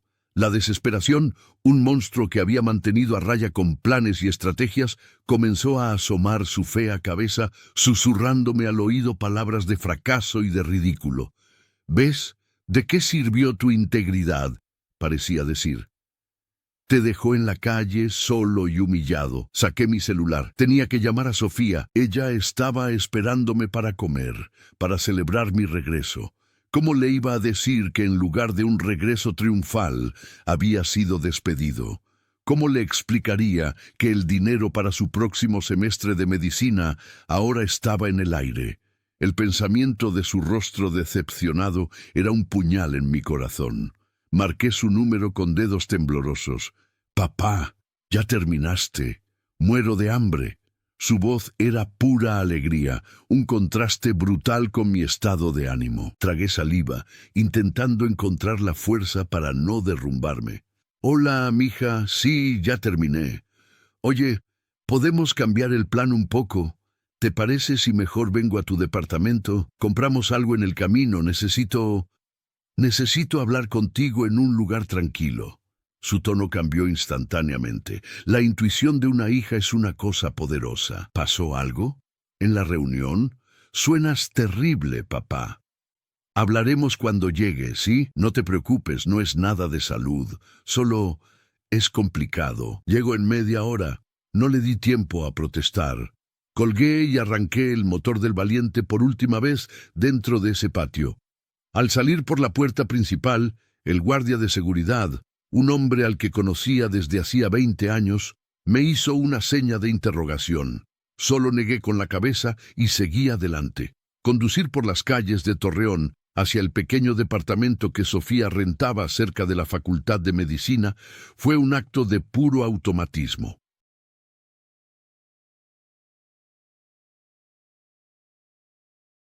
Mi mente estaba en blanco, una niebla de conmoción y dolor. Cuando llegué, ella ya me estaba esperando en la acera, su rostro una máscara de preocupación. Me bajé del camión y ella corrió a abrazarme. Fue un abrazo fuerte, desesperado. «¿Qué pasó, papá? Me estás asustando». La llevé adentro, a su pequeño y ordenado departamento que olía a libros y a las flores que siempre tenía en un jarrón. Nos sentamos en su pequeño sofá. Y entonces, mirándola a los ojos, a esos ojos que eran el espejo de los de su madre, se lo conté todo. No la versión editada, no la preparación estratégica. Le conté la verdad cruda y completa. El túnel, la oscuridad, el tiempo perdido, los relojes, la llamada a Eladio, el médico, la confrontación con Ricardo, el despido. Hablé y hablé, y las palabras salieron como un torrente, una confesión. Cuando terminé, me quedé en silencio, agotado, esperando su juicio. Sofía se quedó callada por un largo rato, procesando la avalancha de información.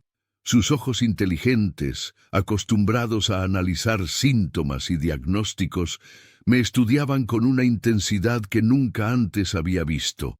No había incredulidad en su mirada, ni lástima. Había una profunda concentración. Finalmente habló, su voz suave pero firme. «Papá, todo esto es increíble. Es como algo sacado de un libro, pero te creo». La simpleza de esas 3 palabras, «te creo», fue como si me quitaran un peso de 1000 kilos de los hombros. Las lágrimas que había estado conteniendo brotaron de mis ojos sin control. Lloré como un niño, con sollozos que sacudían todo mi cuerpo. Lloré por mi trabajo perdido, por mi miedo, por mi soledad y sobre todo por el alivio de ser creído por la única persona cuya opinión realmente me importaba. Sofía no dijo nada. Solo se acercó más y me abrazó, dejando que me desahogara en su hombro, acariciándome el pelo, como yo solía hacer cuando ella era pequeña y tenía una pesadilla. Cuando finalmente me calmé, ella se apartó un poco y me tomó las manos. «Escúchame, papá. Ese hombre, Ricardo, es un idiota y un cobarde. Pero tal vez te hizo un favor. La miré, confundido. ¿Un favor? Mija, me dejó sin trabajo. ¿Cómo pagaremos tu colegiatura? El dinero es solo dinero, papá. Encontraremos la manera. Pediré un préstamo estudiantil. Conseguiré un trabajo de medio tiempo en el hospital. Lo resolveremos. A lo que me refiero es que te liberó. Te liberó de una empresa que no te valora, que te ve como una pieza desechable. Tú eres mucho más que eso. Eres Javier Morales. El hombre más honesto y valiente que conozco, el hombre que enfrentó algo que lo habría quebrado a él o a cualquiera, y lo hizo con dignidad. El hombre que eligió la verdad por encima de la comodidad. ¿Sabes lo orgullosa que estoy de ti en este momento? Sus palabras eran un bálsamo, una medicina más poderosa que cualquier píldora. Me estaba devolviendo mi propia fuerza, recordándome mi valor no como empleado, sino como ser humano, como padre. «Pero, ¿y la historia del túnel?», pregunté, mi voz todavía ronca. «¿Realmente la crees?» «Creo que tú la viviste», dijo ella con una sabiduría que iba más allá de sus 23 años. Como futura doctora, mi mente busca explicaciones científicas. Amnesia global transitoria, una microlesión en el lóbulo temporal, alucinaciones por fatiga. Hay posibilidades. Pero como tu hija, creo en tu experiencia. El universo es un lugar mucho más extraño de lo que la ciencia actualmente puede explicar. Tal vez pasaste por una anomalía espaciotemporal. Tal vez fue una experiencia psicológica profunda. Al final, la explicación no importa tanto como el hecho de que lo superaste, lo enfrentaste, y eso es lo que te define. Se levantó y fue a la cocina. Volvió con 2 tazas de té. «Ahora», dijo sentándose de nuevo, «vamos a pensar como tú me enseñaste. Como dice ese libro que siempre lees, el de Napoleon Hill, cada adversidad trae consigo la semilla de un beneficio equivalente. Perdiste un trabajo, sí. Esa es la adversidad. Ahora busquemos la semilla». Su energía, su fe inquebrantable en mí, fue contagiosa. Me enderecé. Tenía razón. Este no era el final. Era un punto de inflexión. Empezamos a hablar, a lanzar ideas. Al principio eran pequeñas. Podría buscar trabajo en otra compañía de transporte, pero rápidamente descartamos eso. ¿Quién contrataría a un trailero de 61 años despedido de su anterior empleo bajo circunstancias extrañas? La respuesta era nadie. «No, papá», dijo Sofía de repente, sus ojos brillando con una idea. «No tienes que trabajar para nadie más, tienes que trabajar para ti». «¿Para mí? ¿Cómo? ¿Con qué?», repliqué. «Con el valiente», dijo ella, como si fuera la cosa más obvia del mundo. «El camión es tuyo, ¿no? Lo terminaste de pagar hace años». «Sí, es mío, pero un camión no es un negocio. Necesitas permisos, seguros, clientes, capital de operación». «Detalles, papá. Son solo detalles logísticos. Tú eres el experto en eso. ¿Qué hay de tus amigos? ¿Qué hay de don Eladio?» La mención de Eladio encendió otra luz en mi mente. Tomé el teléfono y lo llamé de nuevo. Le conté lo que había pasado, el despido.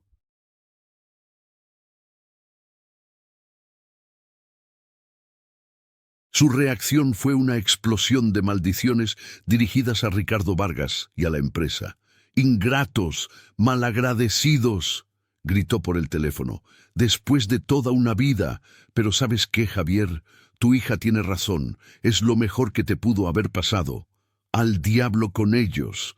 Es fácil decirlo, Eladio, pero la realidad es dura. La realidad es lo que uno hace de ella, mijo. Escúchame bien. Yo estoy viejo y retirado, pero todavía tengo contactos, muchos. Hay un montón de productores pequeños, agricultores, pequeños fabricantes aquí en la zona de Zacatecas y Durango que las grandes compañías no pelan. Siempre necesitan fletes confiables y no les importa si el trailero vio un fantasma o viajó en el tiempo. mientras la carga llegue a salvo. Y yo conozco a otro compadre, a Memo Cervantes. ¿Te acuerdas de él? Se acaba de retirar también. Vendió su tráiler, pero se aburre como una ostra. Está loco por volver al camino de vez en cuando. Y tiene algo de dinero ahorrado. Una idea, una posibilidad loca y audaz comenzó a tomar forma en mi mente. ¿Qué estás sugiriendo, Eladio?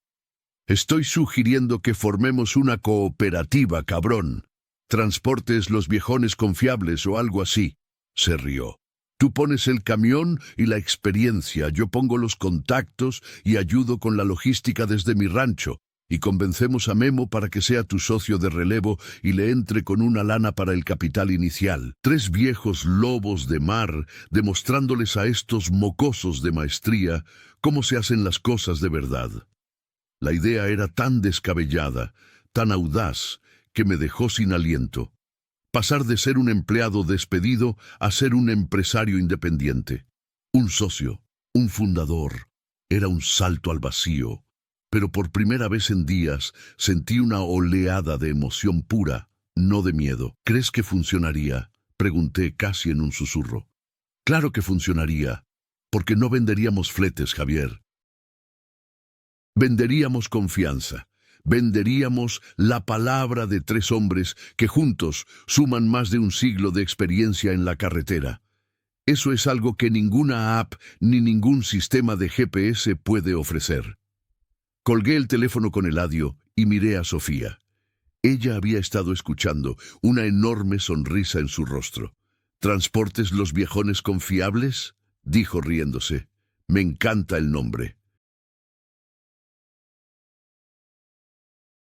Tu abuelo estaría orgulloso, le dije, y sentí la presencia de Isabel en esa habitación, como si ella también estuviera sonriendo, aprobando este giro inesperado del destino. La semilla del beneficio equivalente, ahí estaba. El túnel me había quitado mi trabajo, mi seguridad, mi pasado.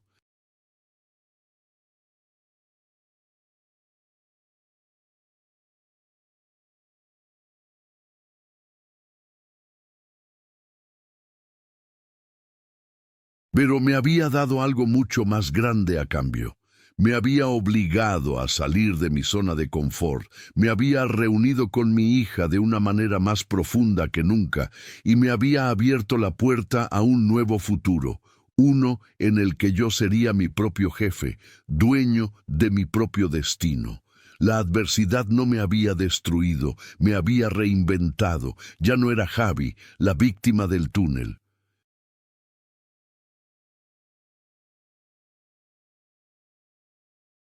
Era Javier Morales, cofundador de una nueva empresa, un hombre que había mirado al abismo y había decidido construir un puente.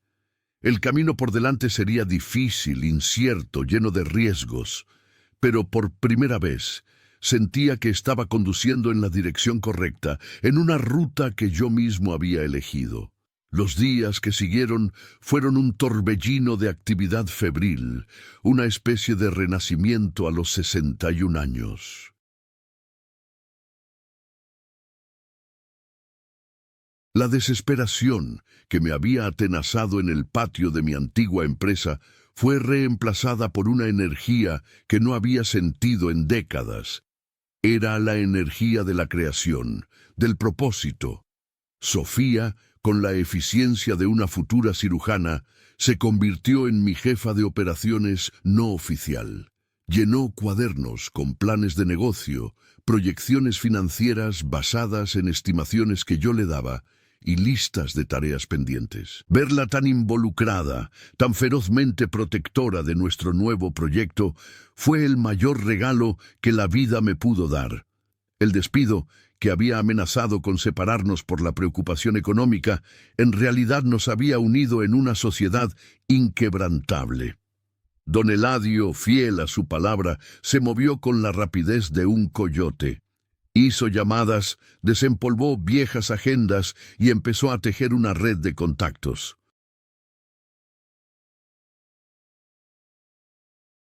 Memo Cervantes, nuestro potencial socio, llegó a Torreón 2 días después, conduciendo su vieja camioneta. Era un hombre bajo y robusto, con un bigote espeso y una risa que retumbaba. Nos sentamos los tres junto con Sofía, alrededor de la pequeña mesa de su cocina, bebiendo café y comiendo las gorditas que ella había preparado. Parecíamos un consejo de guerra de la tercera edad, planeando una insurrección. «Así que un túnel del tiempo, Javi?» dijo Memo, dándome una palmada en la espalda que casi me saca el aire. «Siempre supe que eras un tipo especial. La próxima vez trata de volver con los números de la lotería». Su humor, lejos de ofenderme, me relajó. Estos hombres, mis hermanos de la carretera, no necesitaban entender los detalles de mi experiencia. Les bastaba con la confianza forjada en años de compartir kilómetros y peligros.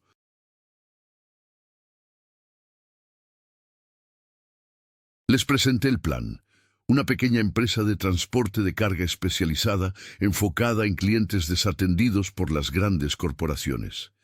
Servicio personalizado, fiabilidad a toda prueba y, sobre todo, honestidad. Memo escuchó atentamente, asintiendo. «Me gusta», dijo finalmente. «Estoy harto de ver la tele y de pelearme con mi mujer por el control remoto. Necesito el olor a diésel, y la idea de ser nuestro propio jefe, a nuestra edad, suena a la gloria. Cuenten conmigo. Pongo mi parte del capital». Esa tarde, con la ayuda de un abogado que un sobrino de Eladio nos recomendó, iniciamos los trámites para constituir Transportes Sierra Madre SCL. Sofía nos convenció de que Los Viejones Confiables era un gran apodo, pero no un nombre comercial serio. Acordamos que Sierra Madre era más evocador, un homenaje a las montañas que eran nuestro territorio y que, en mi caso, habían sido el escenario de mi extraña odisea. Mientras los engranajes legales y financieros comenzaban a girar, yo me dediqué a lo que mejor sabía hacer: mi camión. El Valiente ya no era solo mi vehículo de trabajo, era el activo principal de nuestra nueva empresa. Pasé días enteros revisándolo de punta a punta. Cambié el aceite, los filtros, las mangueras, ajusté los frenos, pulí el cromo hasta que brilló bajo el sol de Coahuila. Cada tuerca que apretaba, cada pieza que limpiaba, era un acto de reafirmación. Estaba cuidando mi futuro, puliendo mi nueva vida. Mientras trabajaba, mi mente volvía una y otra vez al túnel. La pregunta de qué había pasado realmente seguía ahí, una brasa encendida en el fondo de mi conciencia. ¿Había sido real? ¿Una alucinación? ¿Una advertencia? Una tarde, mientras descansaba a la sombra del remolque, Sofía se sentó a mi lado. «Sigues pensando en eso, ¿verdad?», dijo suavemente. Asentí. «Nunca se irá del todo, mija. Es parte de mí ahora. He estado investigando un poco», dijo, sacando su laptop. «Desde un punto de vista neurológico, pero también un poco de física teórica, por diversión. Hay teorías sobre agujeros de gusano, pliegues en el espacio-tiempo. La mayoría de los científicos creen que son imposibles de atravesar para un ser humano, pero luego están las teorías sobre la conciencia. Algunos filósofos y físicos cuánticos sugieren que el tiempo no es lineal, que es una construcción de nuestra percepción, que el pasado, el presente y el futuro existen simultáneamente. Quizá en ese túnel, en esa oscuridad y silencio absolutos, tu conciencia se desconectó de la percepción lineal del tiempo por un momento». La escuchaba fascinado. Sus palabras, aunque complejas, resonaban con mi experiencia de una manera que las simples explicaciones de alucinación o amnesia no lo hacían. Así que no me volví loco. Ella sonrió y cerró la laptop. «Papá, la línea entre la locura y una experiencia trascendental es a veces muy delgada. Lo que importa es lo que haces con esa experiencia. Algunos se hubieran obsesionado, hubieran dedicado su vida a tratar de probarlo, volviéndose amargados y solitarios. Otros se hubieran asustado tanto que se habrían encerrado en sí mismos. Tú no hiciste ninguna de las dos cosas. Tú lo enfrentaste, aceptaste las consecuencias y lo usaste como un catalizador para construir algo nuevo. Para mí, esa es la definición de cordura y de fuerza. Sus palabras me dieron una paz que no había sentido desde antes del incidente. Tenía razón. Quizá nunca sabría la respuesta cosmológica o neurológica de lo que pasó en el túnel de la silenciosa. Y estaba bien. La respuesta que importaba era la humana, la existencial. Y esa respuesta la estaba construyendo cada día con mis propias manos, junto a mi hija y mis amigos. El túnel me había mostrado un abismo, la fragilidad de mi realidad, la facilidad con la que todo lo que daba por sentado podía ser arrebatado. Pero al hacerlo, también me había revelado lo que era verdaderamente sólido, lo que ninguna anomalía temporal podía tocar: el amor de mi hija, la lealtad de mis amigos y mi propia e inquebrantable integridad. Unas semanas después, obtuvimos nuestro primer contrato. Un productor de manzanas de la Sierra de Arteaga necesitaba llevar un cargamento a un mercado en Guadalajara. Era un viaje modesto, pero para nosotros era el mundo entero. La noche antes de partir, Eladio y Memo vinieron a cenar. Hicimos una carne asada en el pequeño patio trasero de mi casa rentada. Sofía, con una sonrisa radiante, levantó su vaso de refresco. Un brindis, dijo, por Transportes Sierra Madre y por su fundador y primer conductor, el hombre más valiente que conozco. Chocamos nuestros vasos. En ese momento, rodeado de las personas que amaba, me sentí el hombre más rico del mundo. Mi liquidación de la antigua empresa había llegado, una suma decente que, junto con la inversión de Memo, nos daba un colchón para empezar. El primer pago de la colegiatura de Sofía estaba asegurado. A la mañana siguiente, me subí a la cabina del Valiente. El motor arrancó con un rugido poderoso y familiar, pero esta vez el sentimiento era diferente. No era el comienzo de una chamba más, de una obligación, era el comienzo de mi propia aventura. Mientras salía de Torreón y enfilaba hacia las montañas, no sentía aprensión, sino una serena expectación. Sabía que mi ruta me llevaría de nuevo cerca de la zona del Espinazo del Diablo. Sabía que en algún punto del camino pasaría relativamente cerca de la entrada de aquel túnel. No sentía la necesidad de evitarlo por completo, ni tampoco la tentación de buscarlo. Simplemente era parte del paisaje ahora, un recordatorio geográfico de mi viaje interior. La vida, me di cuenta mientras el sol de la mañana iluminaba la carretera, es muy parecida a conducir un tráiler en la noche. Uno solo puede ver hasta donde alumbran los faros, un pequeño cono de luz en una inmensa oscuridad.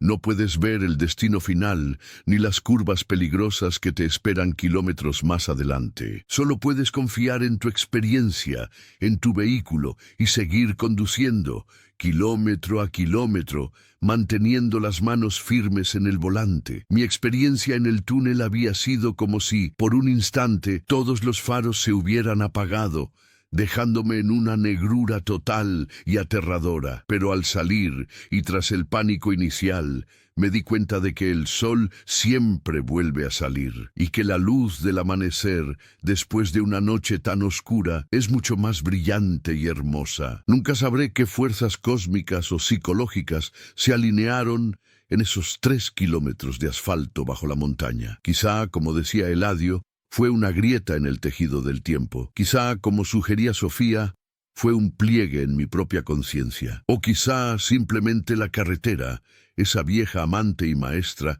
decidió darme una última y profunda lección: que el tiempo que marca el reloj es una convención, pero el tiempo que vivimos, el tiempo que llenamos con coraje, amor y verdad, es la única realidad que verdaderamente importa, y mi tiempo ahora me pertenecía por completo.